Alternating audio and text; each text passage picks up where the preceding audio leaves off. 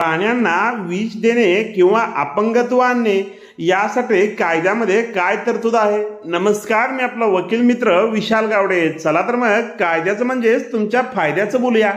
बऱ्याच वेळा रस्त्यावरील मोकाट कुत्री गुरे यास त्रास होतो, म्हणून त्यांना खाण्यामधून विष दिले जाते किंवा प्लॅस्टिक दिले जाते.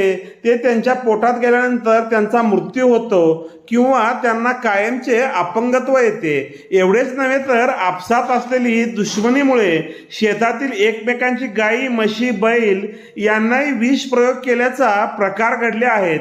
जो कोणी अशा प्रकारे ची खोडी करेल व कोणत्याही प्राण्याच्या मृत्यूस कारणीभूत होईल किंवा अपंगत्व कारणीभूत होईल, त्यासाठी भारतीय न्याय संहितेचे कलम 325 मध्ये 5 वर्ष शिक्षा व दंडाची तरतूद करण्यात आलेली आहे.